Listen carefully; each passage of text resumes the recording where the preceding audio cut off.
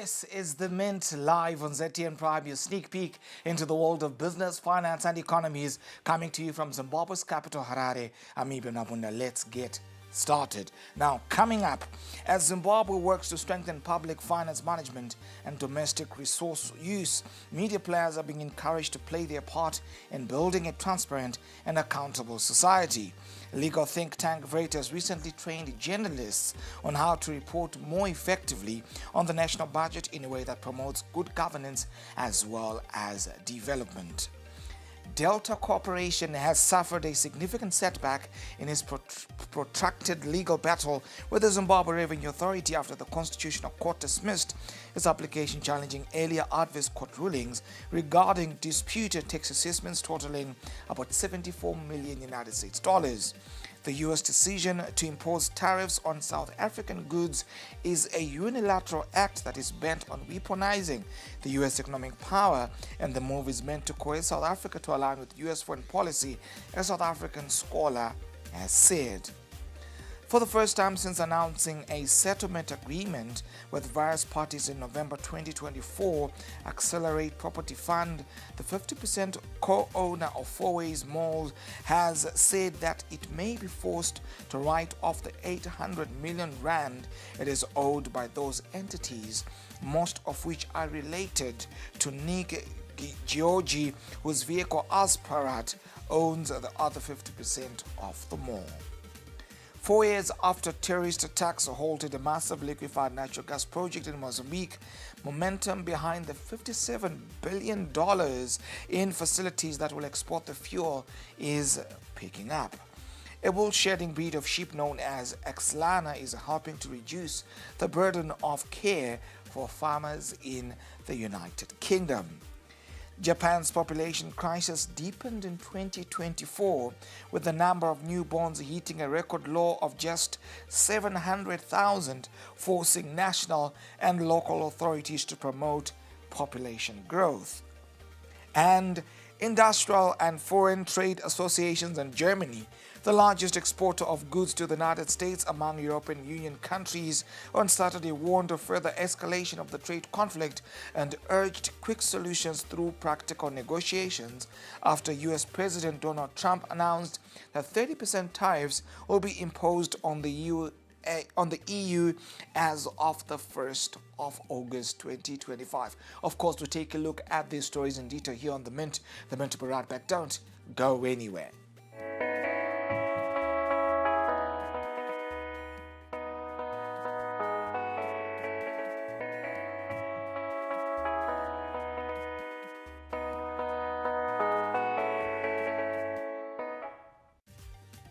The Mint as we come to you from Zimbabwe's capital, Harare.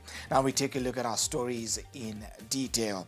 As Zimbabwe works to strengthen public finance management and domestic resource use, media players are being encouraged to play their part in building a transparent and accountable society. Legal think tank Veritas recently trained journalists on how to report more effectively on the national budget in a way that promotes good governance and development. Our reporter Melissa Jatikobo gives us the report. In line with the national goals of fiscal discipline and inclusive growth, journalists are being urged to take a closer look at how the national budget is presented, allocated, and ultimately implemented. Veritas held a specialized training in Harare recently to equip reporters with tools to make budget coverage more impactful, ensuring stories go beyond figures to focus on service delivery and citizen impact. For them to also be able to just capacitate members of the public with the relevant knowledge, correct information, which the public can then use to hold the executive to account. This also comes in to also just sensitize the parliamentarians themselves. The mere fact that they are parliamentarians doesn't translate into them understanding public finance management principles. The training came at a time when Zimbabwe is increasingly relying on domestic resources following shifts in donor funding. As the 2025 midterm budget and economic review is expected this month, Veritas anticipates the Minister of Finance Mthuli Ncube to plug funding gaps. I think it's critical for Parliament to play their role, their oversight role, when holding the executive to account, to say if we've allocated money for a specific purpose, we should be able to track the funds, we should be able to see where the funds went and what the funds did. So I think this is very critical. Participants also discussed how accurate and informed media coverage can help the public better understand budget processes and support the government's broader transparency drive. As very source, we discovered that there is a lot of gaps within financial reporting in Zimbabwe, and we thought that we should take the journalists in Zimbabwe through a process where they would understand and appreciate the issues around public finance as a constitutional issue, also governed by a number of legislation that the Constitution by itself says there should be transparency and accountability. As Zimbabwe looks inward to fund its development, Veritas says the media has a key role to play, not just informing the public, but in ensuring every dollar spent delivers value. Where we expected so much from institutions like USAID, DFID, and so forth, and even the Dutch, we know that now they've reduced their funding to Zimbabwe. And so it means we have to find alternative source and cut in some places we have to cut. So we're not so sure how the minister would do the balancing game, especially in the social services sector. As Zimbabwe continues to chart its own development path, efforts like this highlight the critical role journalists play in ensuring national goals are not only understood, but effectively communicated to the public. Reporting for ZTM Prime, I am Melissa Chetkobo in Harare. Melissa, thank you for giving us that report. Now, Delta Corporation has suffered a significant setback in its protracted legal battle with the Zimbabwe Revenue Authority, ZIMRA, after the Constitutional Court dismissed its application challenging earlier adverse court rulings regarding disputed tax assessments totaling about $74 million.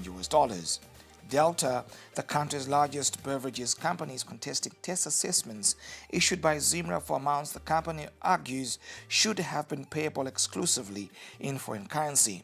The company contends that ZIMRA's assessments failed to account for local currency payments made at the time, which have since been severely eroded by inflation and currency depreciation.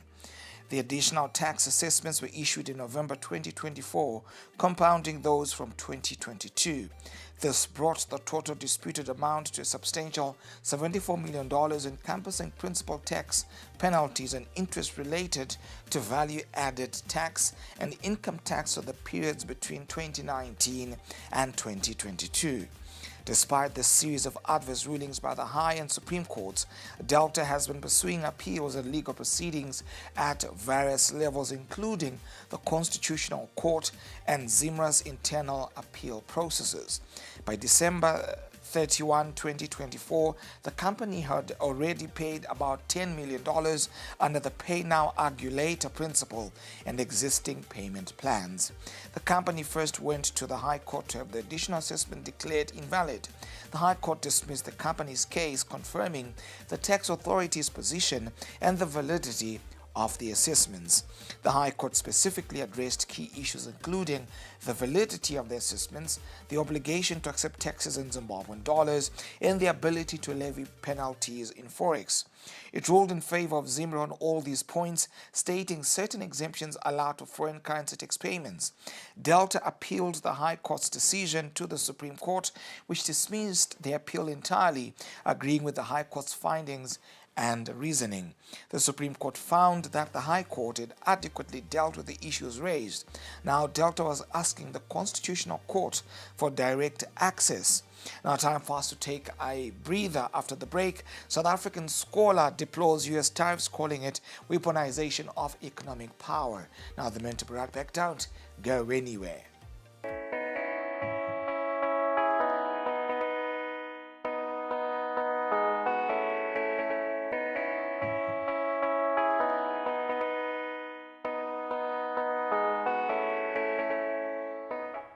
Didn't graduate. I guess I blew it. You couldn't advise him anything. He would just look at you and say, so who do you think you are? We were just like really spoiled. And then they just give me the receipt and I'd pay. The guy walks in one day and then he says that he wants to make a movie. He was blowing the money. There was just like this habit that he had where as soon as he got money, it was gone. I just didn't have the skills or the experience. This money, I could see it disappear so fast.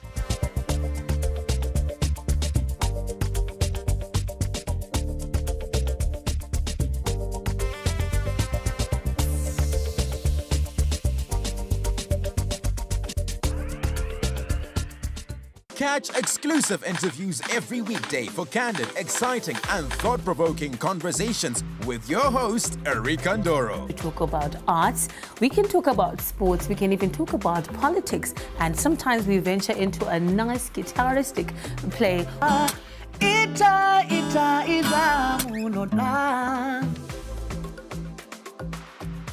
The one story where you can't get out of your head.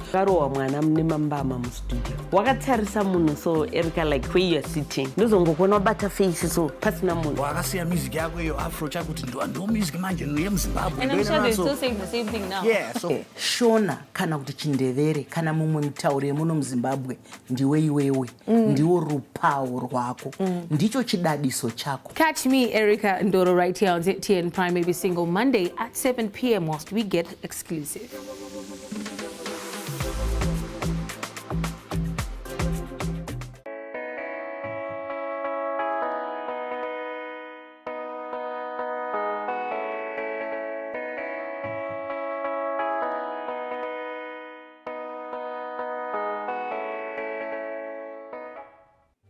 Welcome back to The Mint. You're watching, of course, as we come to you from Zimbabwe's capital, Harare. I'm Eben Mabunda. Now, the U.S. decision to impose tariffs on South African goods is a unilateral act that is bent on weaponizing the U.S. economic power, and the move is meant to coerce South Africa to align with the U.S. foreign policy, a South African scholar has said. Sizonkala, a postdoctoral research fellow at the Center for Africa-China Studies, University of Johannesburg, made the statement in an interview with the China media group, the CMG. His comment came after U.S. President Donald Trump announced 30% tariffs on all goods produced in South Africa starting from the 1st of August.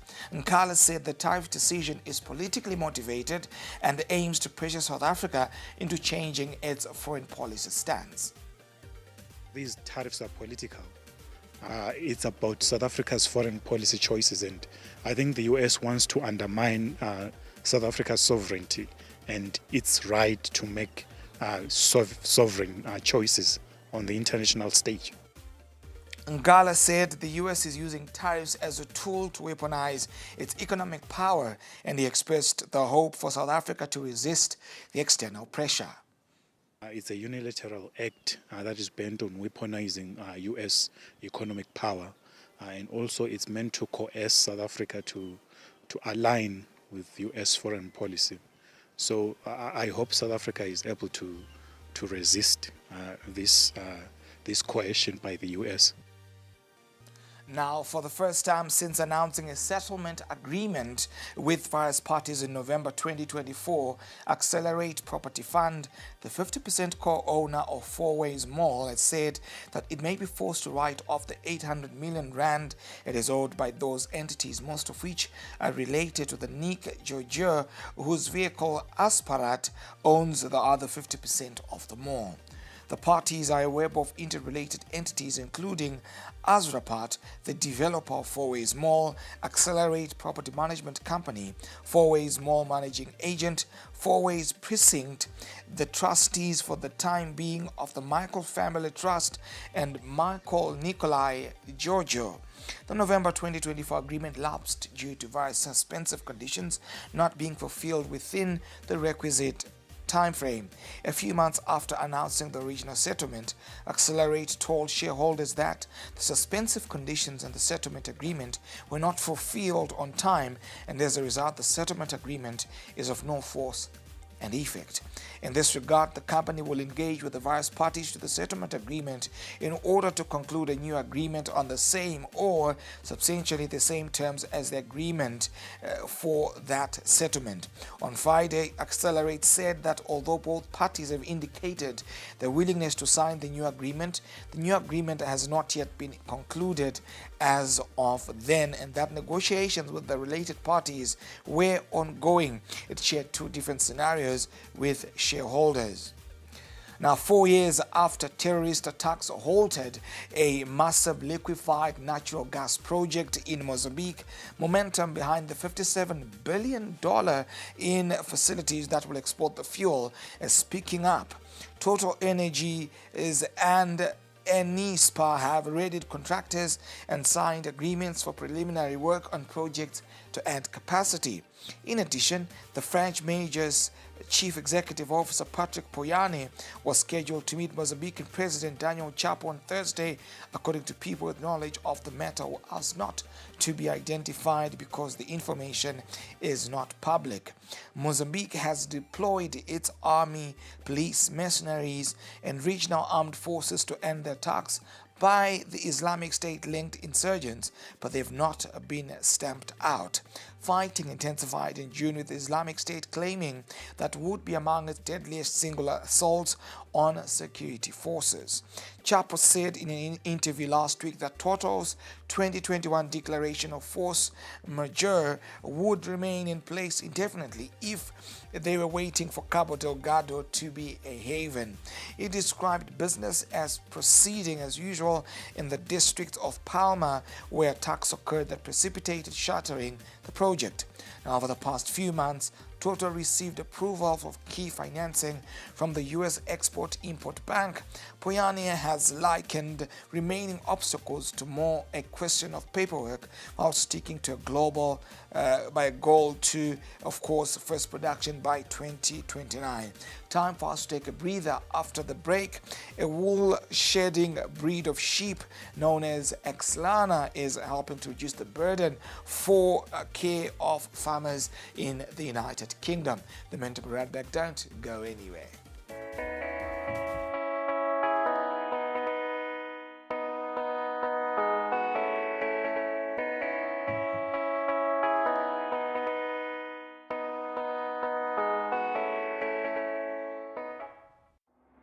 Harare.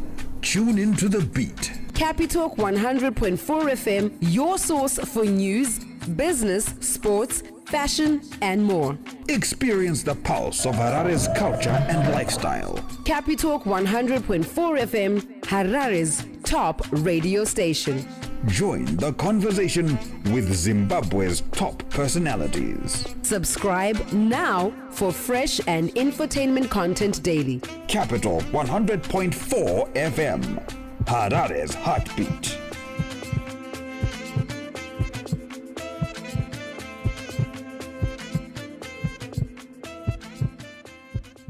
Pardon? Look up. Whoa! Okay. Okay.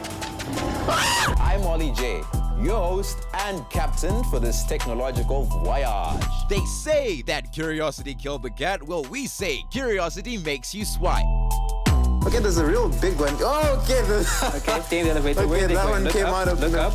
From some tech-tastic adventures to some out-of-this-world Zimbabwean inventions to the scientifically mind-boggling, we show it all. What we're looking at is two charging ports to charge the vehicle. And things get electric. Catch Swipe right here on ZTN Prime, DSTV channel 294.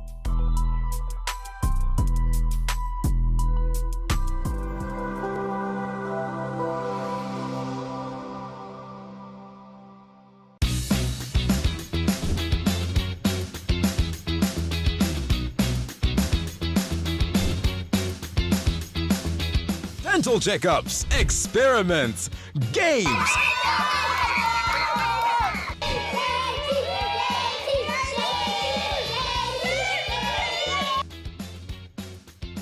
The mixture is making bubbles and the bubbles have changed color. Our balloon has been filled by carbon dioxide.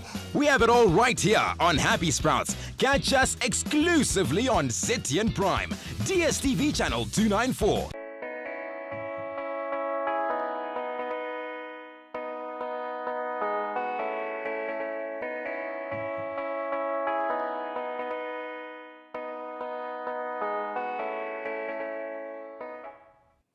You're watching The Mint as we come to you from Zimbabwe's capital, Harare.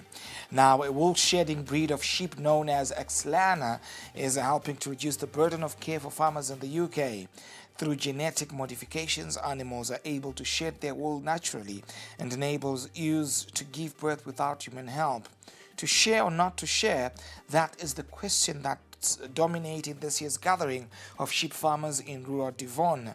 Farmers have developed a new breed of sheep designed to get naked. They call the sheep Exlana, Latin for without wool, which can shed gradually during the warmer months. There are many benefits when it comes to the welfare of the sheep. For example, farmers don't need to dock the tails as they do with traditional sheep, as they don't have to spray the sheep with lots of chemicals to protect them from flies. Exlana sheep are bred to give birth easily without help from humans. They should be able to lamb on their own. The lambs need to be born easily, jump up, shake their head, jump up and start suckling the mother. And the mother has enough milk for 2 lambs. It costs farmers around $10 per ewe to maintain a fleece and to share it. And these days the wool is sold for cents. Financially, it's a no-brainer. If you sit down with a blank sheet of paper and design the sheep for the future, it won't have wool. Well, it's not just wool. Breed for Change is an organization that tests methane emissions from sheep so farmers can breed from the ones that burp the least. And reducing methane emissions can be good for the environment. Janet Roden, a geneticist from Innovis, a leading supplier of sheep breeding technologies in the UK, had this to say. When we look at some of the traits like methane or efficiency of things, we can't judge that just by looking at the animal. We need the data and the science to help us identify the animals that have got the best genetics. Some question the morality of genetically modifying animals, but science and farming have been working hand in hand for generations. Sam Boone, a senior animal breeding manager from Agricultural and Horticultural Development Board, said humans have been involved in natural selection for hundreds of years. Been involved in natural selection for hundreds of years. Darwin, when he wrote, was observing differences when breeding pigeons and dogs and cats and the modern livestock that we have today. So there's so much variation within a species, you can bring about tremendous change selecting in that manner. Elsewhere, Japan's population crisis deepened in 2024, with the number of newborns hitting a record low of just 687,000, forcing national and local authorities to promote population growth. One rural family in Chiba Prefecture is taking matters into their own hands. In the mountainous Kamogawa region, 6-year-old Tara Fukuoka is the only child in his village. His parents moved there from Yokohama in search of a quieter life. Hoping to help revitalize the area, they built a permaculture farm that now hosts visiting workers, students, and a monthly forest kindergarten for children from nearby villages. Tara's father, Tatsuya Fukuoka, said laboratories from Tokyo universities come almost every week. Laboratories from Tokyo universities come almost every week. The house was renovated by Meiji University architecture students over 3 years. So there is a lot of renovating vacant spaces and using them again. These then become new bases to attract yet more people. Now, like much of rural Japan, Kamogawa has been hollowed out by decades of population decline. The number of elderly residents rose from 12 to 40% between 1975 and 2015. With many abandoned homes and weakened agriculture and fishing industries, the city is trying to fight back. Shoichi Kotsubu, an officer of Kamogawa City Planning HD, had this to say. To counter depopulation, we need to work on creating jobs and attracting people. This includes the idea of building relationships with others and creating an environment that makes it easy to get married and raise children. Local officials have introduced a series of 5-year development plans to support industry, the economy, and community life. Yet attracting long-term residents remains a challenge, as most jobs and opportunities remain concentrated in major cities. More than 90% of Japan's population now lives in urban areas, but even in places like Tokyo, depopulation looms, driven in part by gender inequality. Data shows that Japanese women spend around 8 hours a day on childcare and domestic labor, while men average less than 90 minutes. As a result, many women are choosing careers over motherhood. Willie Joe, a political scientist at Waseda University, said what is needed is also a change in the mindset. I think what is needed is also a change in the mindset. The very traditional mindset that's still very prevalent in Japan, that it is the man's duty to work and provide for the family, and it is the woman's duty to stay home, take care of the children, do dishes, do laundry, cook, be a good mother. I think that's something, that kind of change would take time, but that's something that can be done through education. Back in Kamogawa, Fakukas hope more people will take government incentives and flexible work opportunities to move into the area.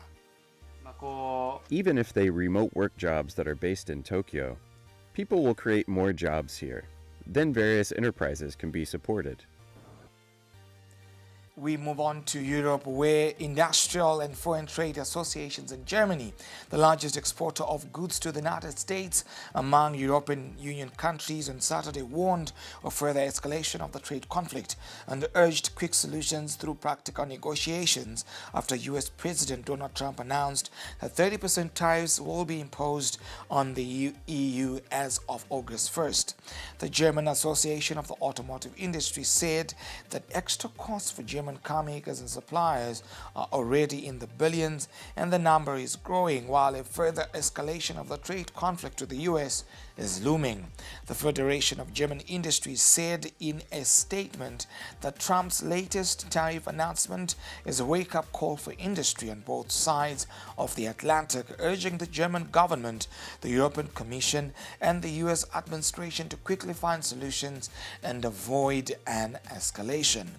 Europe should not be intimidated by tariff threat of the United States and should soberly seek solutions through negotiations on an equal basis, said German Association of Wholesale, Foreign Trade and Services. Well, of course, geopolitical tensions continue to mount.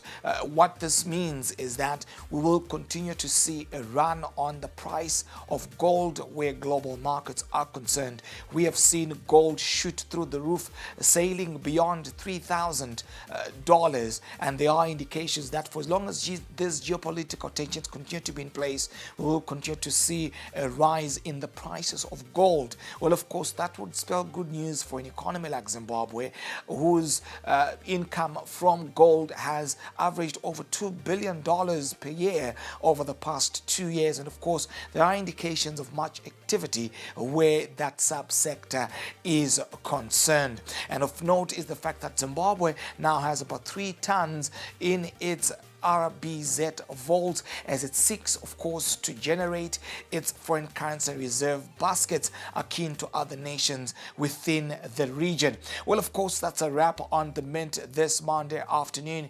Do follow us on our social media handles as Papers TV Network, as well as at ZTN Prime. Your views and your thoughts are important to us.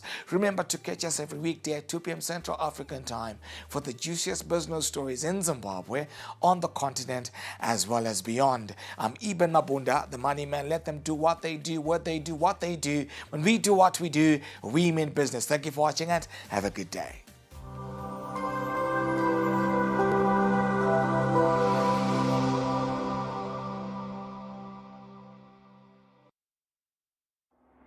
Harare. Tune into the beat. Capitalk 100.4 FM, your source for news, business,